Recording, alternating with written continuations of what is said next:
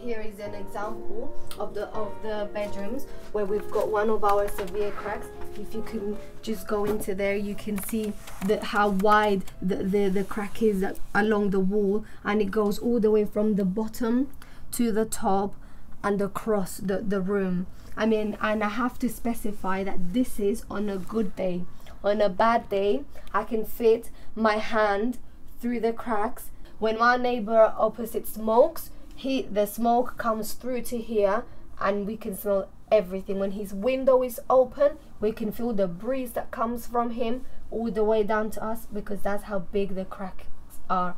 This looks like an earthquake has struck, and this is concrete wall as well, by the way. This is concrete, and to me, this is very severe. And if they've not taken it serious, then who will?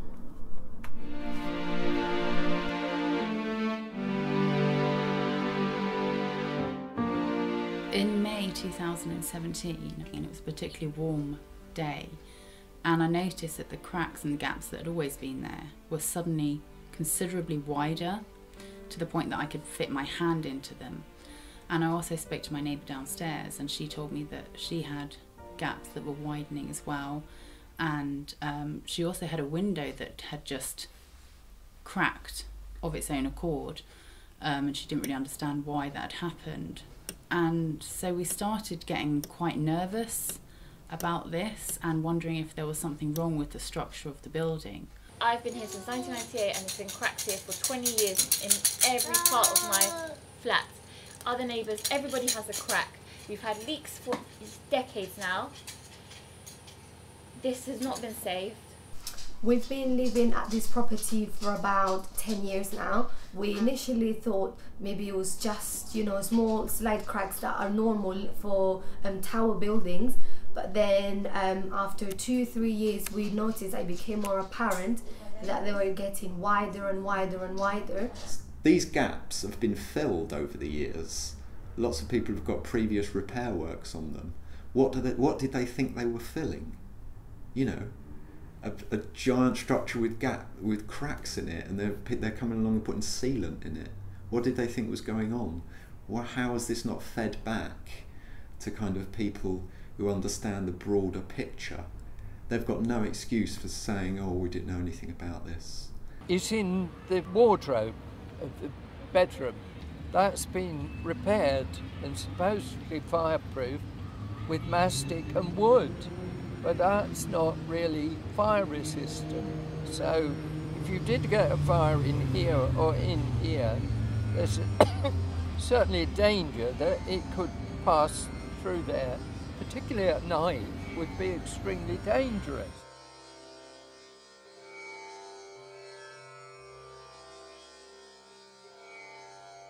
I started reading about compartmentation and the stay put policy. So the idea that each flat is a sealed box where you're going to be safe for an hour if a fire breaks out somewhere else. And you're supposed to wait there, you're supposed to stay put and wait for the fire brigade to instruct you on what to do, whether you're supposed to leave or whether they're going to come and get you out of your flat. And it suddenly dawned on me that with these gaps and cracks that we had in the flat, that compartmentation was breached. If I could put my hand through the gap pretty much into the next bedroom, then these aren't sealed boxes. These are boxes with holes in them leading from one flat to another. And so if there was a fire downstairs, those smoke and flames were going to come up. And I realised that this was a really, really serious matter. When Grenfell happened, for me the thing was that I thought this could have been me or this block, and you know, besides the shock that something like this can happen in the middle of London. We saw it on the news, and it was horrific. It was horrific to watch, and it was horrific to reflect on our own situation of living in a high-rise council tower block and thinking, what if that had been us? The first time I heard about the problems at the Ledbury Estate was when we had a joint meeting with London Fire Brigade, the council, and invited residents at the fire station at Old Kent Road a few days after the tragedy at Grenfell. And that's when the issue was first raised and it was brought to my attention. I first reported my concerns about the structure of the building 15 years ago. I'd been here about a year and I removed a fitted cupboard and found that there was a huge crack in the wall. Done a little bit of research, and of course the first thing you see when you're looking up about tower blocks is Hannan Point. 5 people died after a gas explosion caused the partial collapse of Hannan Point. Hannan Point is a large panel system block. They were Taylor Woodrow Anglian blocks, which makes them the same system as the Ledbury estate. So they're constructed with separate panels for the walls, floors. They rely in the main on gravity and their own weight, holding the wall together. Now, if you get an explosion or part of the structure moves for any reason, then the building is in danger of what is known as progressive collapse. So if one part fails, everything fails. Tenants in Hannan Point reported that to us and to Sam Webb, the architect, that when they were in their flats, they could smell cooking food that was being cooked on lower floors. They could hear people's conversations as if they were in the room with them. They could hear their television programmes as if they were in the next room. Cooking smells, that was just part and parcel of living in the block. Sometimes you kind of thought that you'd cooked a meal and forgotten about it. They come round, they check the flats, we show them the cracking, we show them the mould around the toilets, around the kitchen, at the corridors and the entrance, in the living room, and nothing is ever done about it. They say it's just normal, it's just normal. Every flat has it, every tower block has it. This is social housing, but you know, the way social housing is, a lot of people who I know who live here, they have more than one job. You know, they work for this.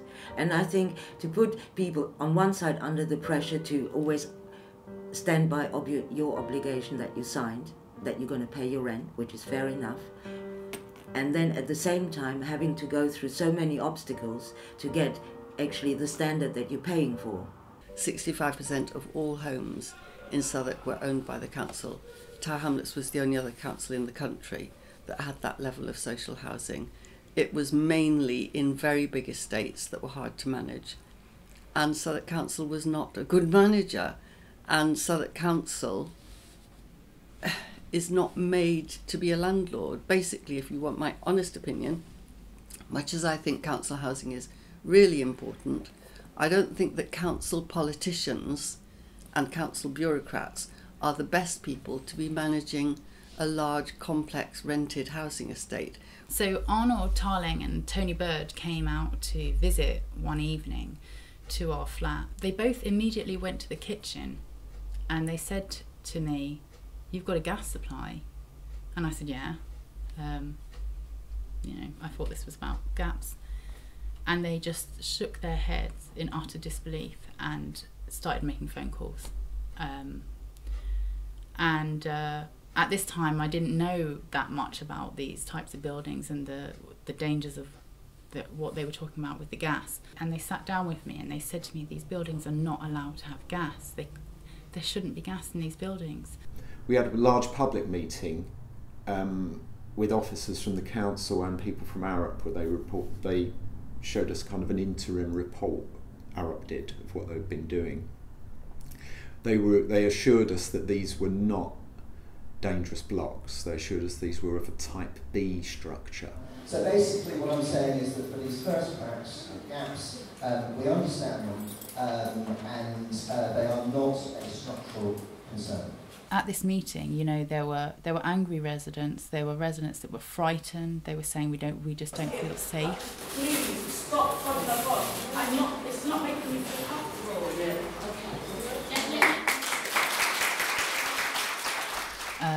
There were residents who were more technically knowledgeable than others, who were really scrutinising the council about the technical detail of what they were talking about and weren't satisfied with the answers they were getting.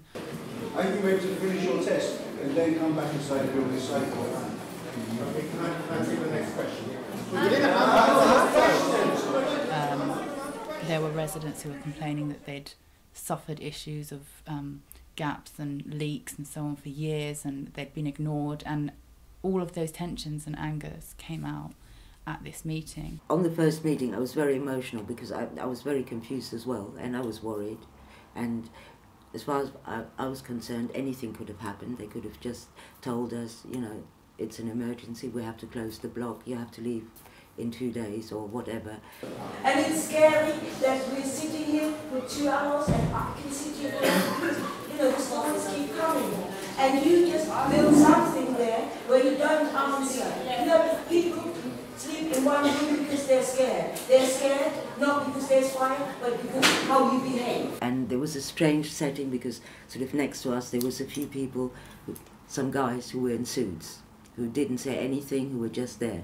You know, you could see how there was some of the councillors who really didn't have much to say because, you know, the situation was very clear from what people said that this is maybe at this moment an emergency, but really we're talking here about decades of neglect.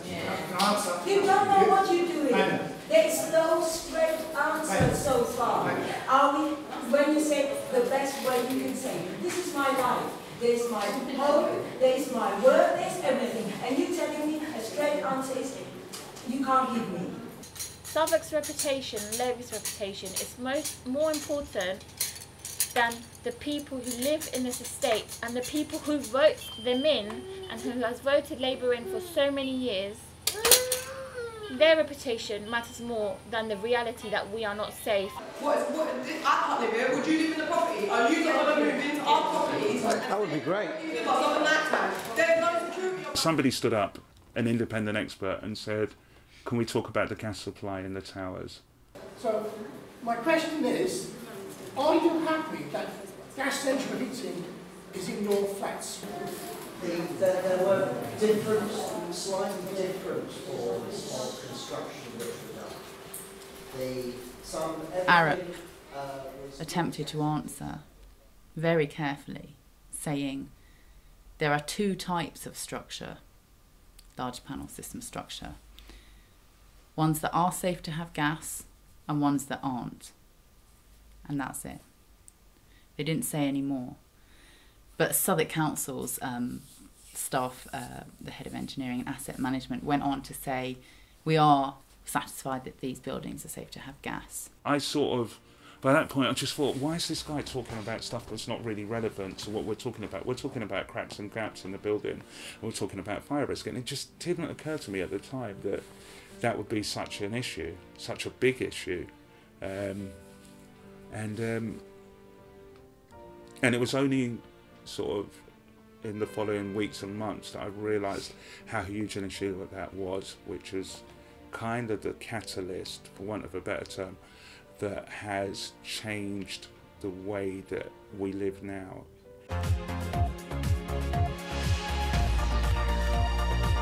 Hundreds of residents in Southwark will be evacuated from their homes over gas safety fears. Those tower blocks are not safe. That's why the gas has been cut off. Residents on an estate in Peckham say for more than a decade their concerns about cracks in their building have been ignored. I'm really sorry for the situation that the residents are facing. You know, the level of anxiety and worry and uncertainty for the future is absolutely awful for them. Anything that would have compromised one of the panels in the building had the ability to bring the whole building down, because this strengthening had never been done.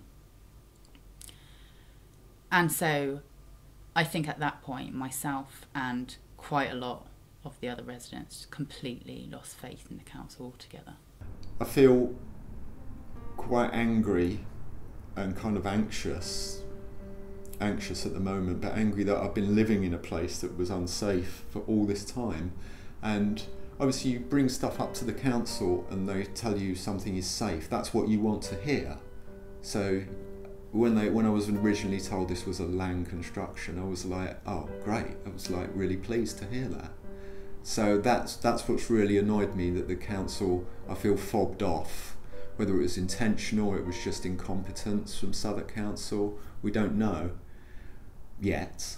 There's 224 flats on the estate, and the majority of people had come out to this meeting and got to know each other and started sharing stories.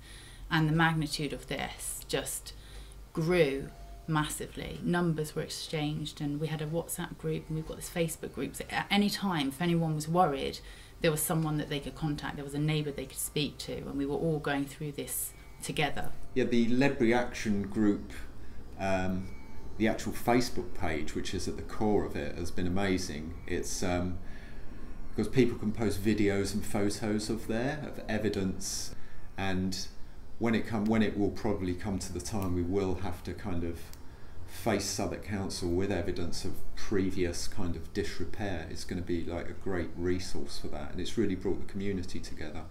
You know, all the time I've lived here, I don't think the community has been as strong as this. Why I think this is so horrible is because these are communities, you know, and these communities exist, and they exist also over generations. This is not just something, you know, I've been here 25 years, there's people who've been here 50 years. Really gives you an idea of your own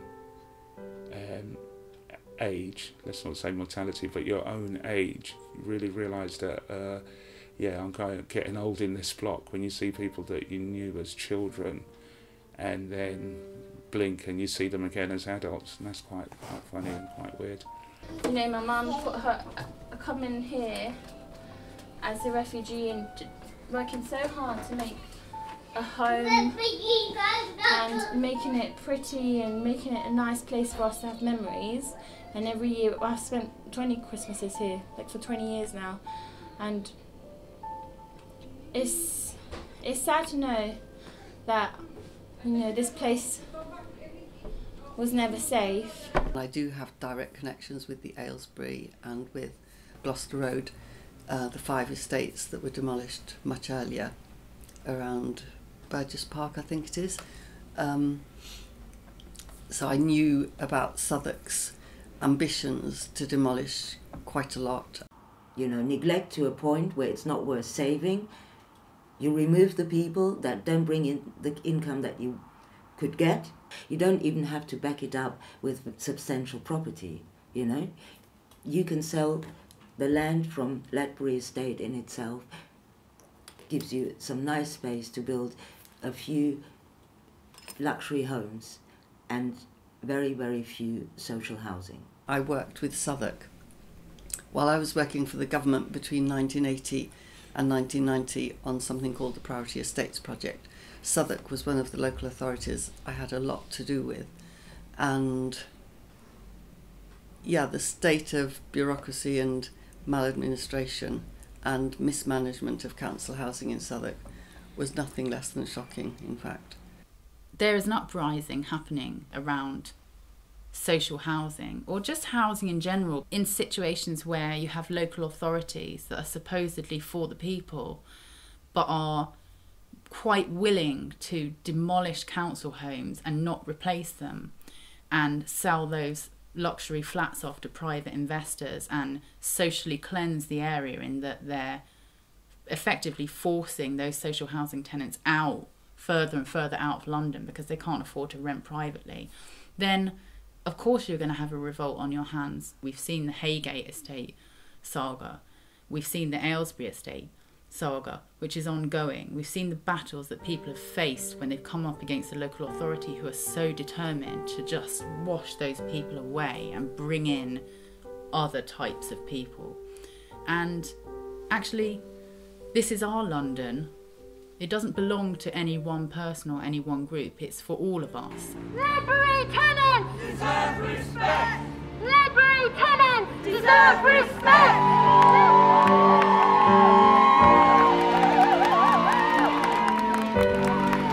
We're fighting for our rights, and we will continue to march until we're all out and we're all safe. This is not going to stop. This is just the beginning. This is just the beginning.